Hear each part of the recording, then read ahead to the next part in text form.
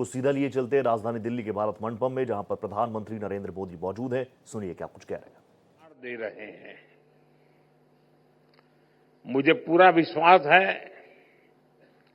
कि इस कॉन्फ्रेंस के माध्यम से भारत की फ्यूचर कोऑपरेटिव जर्नी के लिए जरूरी इंसाइट मिलेगी और साथ ही भारत के अनुभवों से ग्लोबल कोऑपरेटिव मूवमेंट को भी 21st सेंचुरी के नए टूल्स मिलेंगे,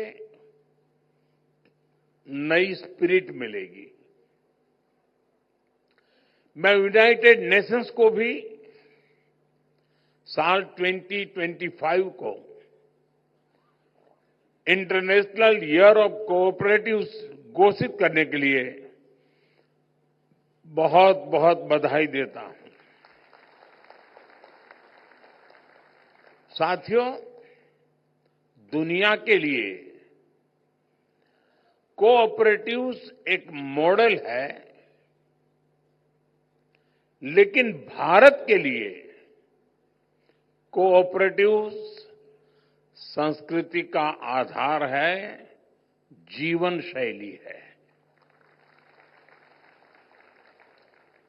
हमारे वेदों ने कहा है, संगच्छध्वम संवदध्वम, यानी हम सब एक साथ चलें, एक जैसे बोल बोले। हमारे उपनिषदों ने कहा, सर्वे संतु सुखिनः, यानी सभी सुखी रहे। हमारी प्रार्थनाओं में भी सह अस्तित्व ही रहा है। संग और सह, ये भारतीय जीवन के मूल तत्व है। हमारे यहां फैमिली सिस्टम का भी यही आधार है और यही तो कोऑपरेटिव्स का भी मूल है। सहकार के इसी भाव के साथ भारतीय सभ्यता फली फूली है। साथियों, हमारे आजादी के आंदोलन को भी सहकारिता ने प्रेरित किया है। इससे आर्थिक सशक्तिकरण में तो मदद मिली, स्वतंत्रता सेनानियों को एक सामूहिक मंच भी मिला। महात्मा गांधी जी के ग्राम स्वराज ने सामुदायिक भागीदारी को फिर से नई ऊर्जा दी। उन्होंने खादी और ग्रामोद्योग जैसे क्षेत्रों में सहकारिता के माध्यम से एक नया आंदोलन खड़ा किया और आज खादी और ग्रामोद्योग को हमारी कोऑपरेटिव्स ने बड़े बड़े ब्रांड से भी आगे पहुंचा दिया है। आजादी के इसी दौर में सरदार पटेल ने भी किसानों को एकजुट किया, मिल्क कोऑपरेटिव के माध्यम से आजादी के आंदोलन को नई दिशा दी। आजादी की क्रांति से पैदा हुआ अमूल आज टॉप ग्लोबल फूड ब्रांड में से एक है। हम कह सकते हैं, भारत में सहकारिता ने विचार से आंदोलन, आंदोलन से क्रांति और क्रांति से सशक्तिकरण तक का सफर किया है। साथियों, आज भारत में हम सरकार और सहकार की शक्ति को एक साथ जोड़कर भारत को विकसित बनाने में जुटे हैं।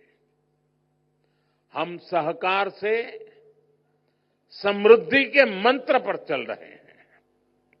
भारत में आज 8 लाख यानी 800,000 सहकारी समितियां हैं।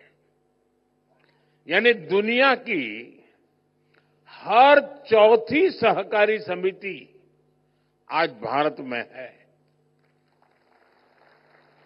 और संख्या ही नहीं, इनका दायरा भी उतना ही विविध है, उतना ही व्यापक है। ग्रामीण भारत के करीब 98% हिस्से को कोऑपरेटिव्स कवर करती हैं।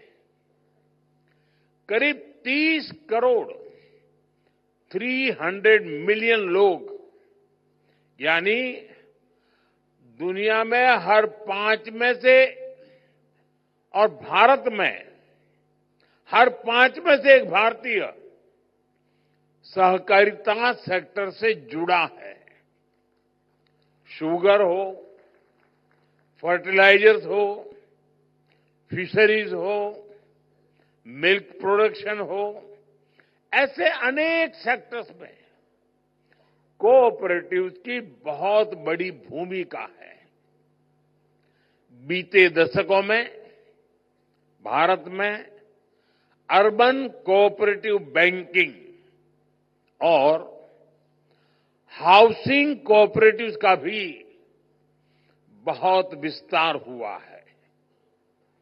आज भारत में लगभग 200,000 यानी 2 लाख हाउसिंग कोऑपरेटिव सोसाइटीज है। बीते सालों में हमने कोऑपरेटिव बैंकिंग सेक्टर को भी मजबूत बनाया है, उनमें रिफॉर्म्स लाए हैं।